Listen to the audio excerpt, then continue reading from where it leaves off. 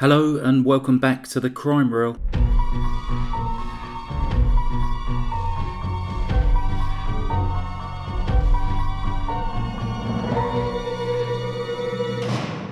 Today's true crime narration looks at the terrifying case of Yiannoulla Yianni, a young woman who lived in London in 1982, and the brutal crime that took over 34 years to solve. Yiannoulla Yianni, who was known to her friends and family as Lucy, lived with her parents, Ellie and George, and her siblings, Maria, Peter and Ricky. They lived in a large flat on Belsize Road in West Hampstead, London. The family owned and ran Nick's shoe repair shop that was located less than a quarter of a mile away in Fairhazel Gardens. In the summer of 1982, Yiannoulla resat her O-levels. This was the predecessor of England's GCSEs at Quintin Kynaston School in Marlborough Hill, London. She was waiting on the results of these exams, hoping to secure a place at Kilburn Polytechnic to start a beautician's course. She also worked part-time in the Woolworths store on Finchley Road. On Friday, the 13th of August 1982, Yiannoulla had been with her parents at the family shop.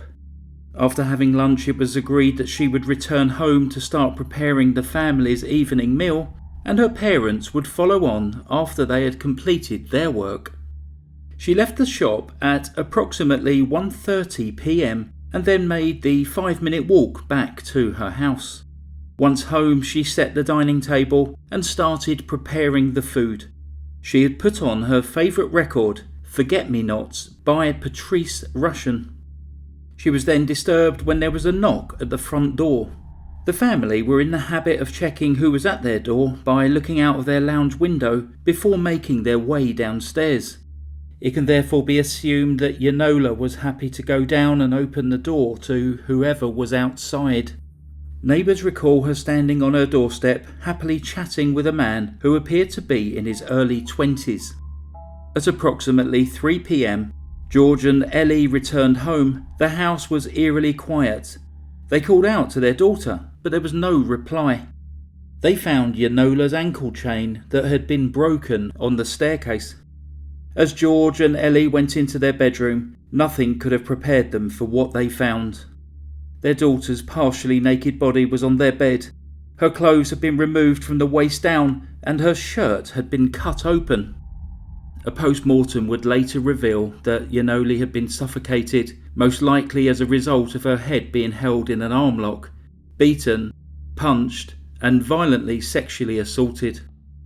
As the hunt for her killer got underway, the police began interviewing school friends, teachers, customers, and neighbours. It was established that a neighbour had heard a scream about 20 minutes after Yiannoulla was seen talking to the man at her front door.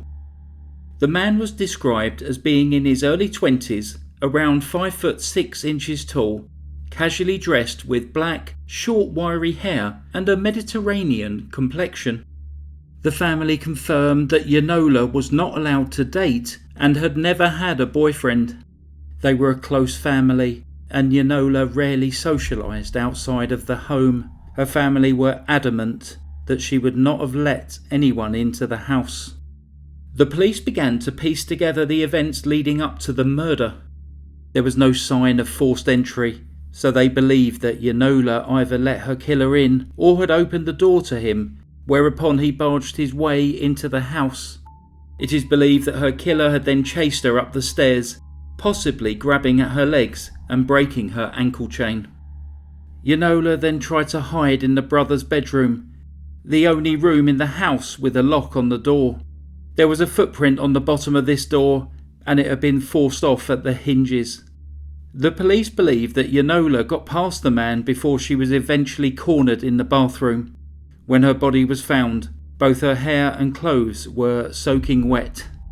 24 officers worked on the case, led by Detective Chief Superintendent Peter Bradbury and Detective Chief Inspector John Robertson.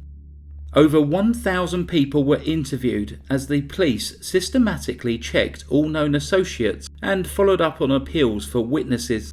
Fingerprints were taken from the male pupils and staff at the school that Yiannoulla attended.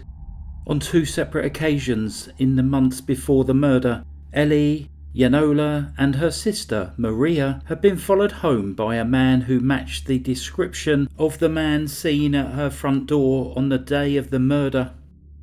A week after the murder, Maria retraced her sister's last steps, whilst dressed in an outfit matching the one that her sister had been wearing: a red plaid skirt, yellow shirt, woolen cardigan and black court shoes, in the hope of generating further leads.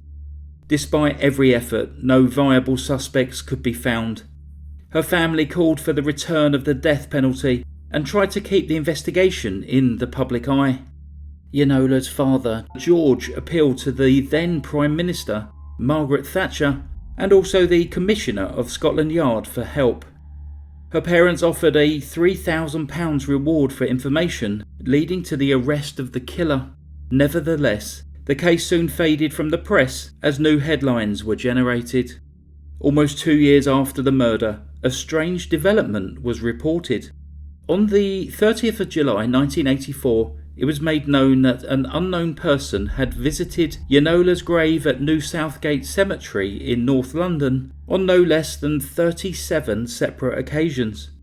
During these visits, that person had stolen either the float or the wick from a candle housed behind a thick glass panel.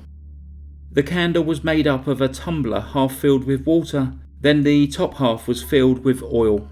A float was made of cork with a hole in the centre and threaded with a wick. The flame would burn for up to 24 hours before being extinguished when it reached the water. It was left on Yiannoulla's grave as a symbol of the family's Greek Orthodox faith.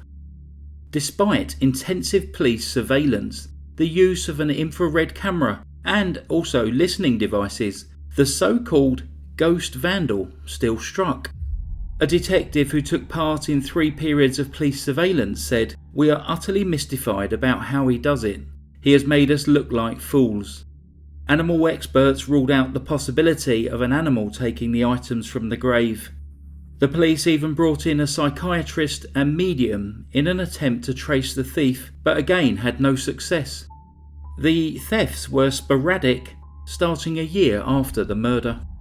Additionally, on the 16th of June 1984, plastic flowers surrounding the candle were set on fire by someone visiting the grave. Yiannoulla's father, George, said that, "This is a terrible and cruel thing this man is doing to us. We believe he must be the killer and he must be sick. My wife, Ellie, and I will never get over Yiannoulla's death, and these disturbances of her grave is an added heartache for us." The mystery was never solved. In 1988, 6 years after the murder, George died from a brain tumour that his family believe was brought on by the stress and pain of losing his daughter. He was buried next to Yiannoulla. It would be an additional 12 years before more information became publicly available. In November 2000, it was reported that the case was being looked at again, with detectives launching an operation to trace over 1,000 people that they had interviewed back in 1982. With advances in science, they now had a DNA profile of the killer, after DNA was extracted from semen on the bedspread, which had been stored since the investigation of the original crime scene. It was hoped that this new technology would finally lead them to Yiannoulla's killer.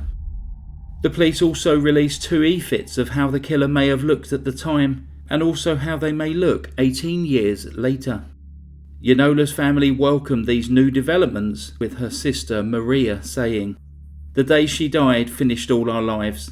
My mother and father were consumed with grief. Their lives revolved around going to the cemetery every day." The case was also featured on the BBC TV programme Crime Watch on the 8th of November 2000. Progress continued to be slow, with many of the original interviewees having moved away from the area.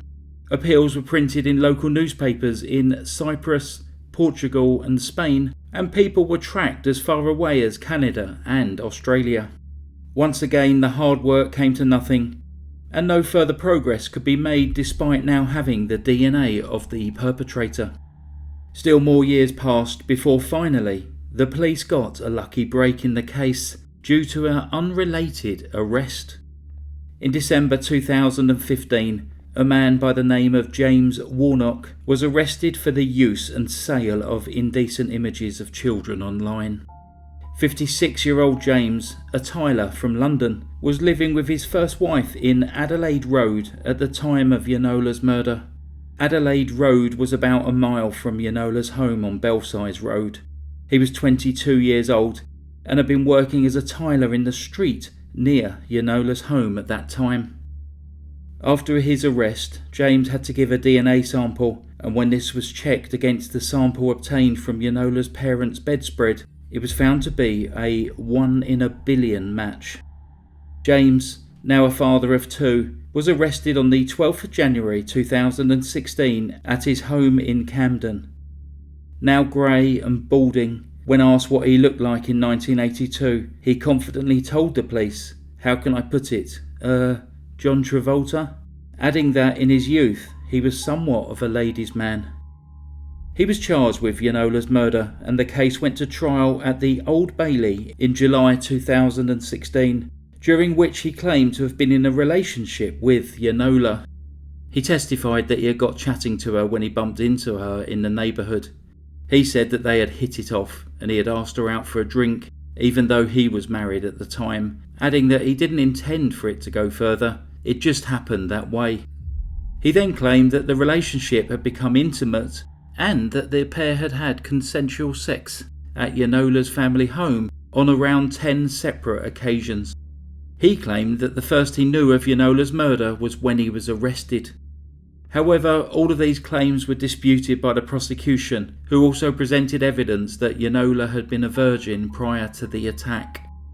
The jury did not believe a word of James' story, and after just 2 hours of deliberations, he was found guilty of Yiannoulla's murder.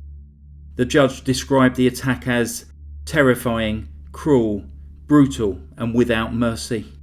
James was given a life sentence with a minimum term of 25 years for murder, a concurrent 20-year sentence for the sexual assault, as well as sentences of 4 years, 20 months and 5 months for the indecent images offences.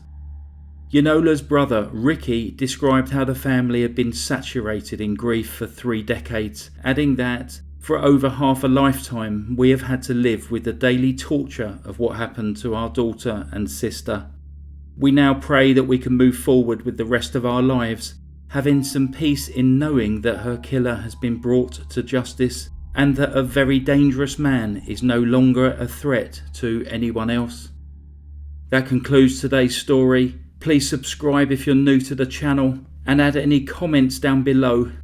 Thank you for listening to The Crime Reel. Stay safe. Goodbye. Psst. My thanks to Harley Arrow for suggesting that I cover this case.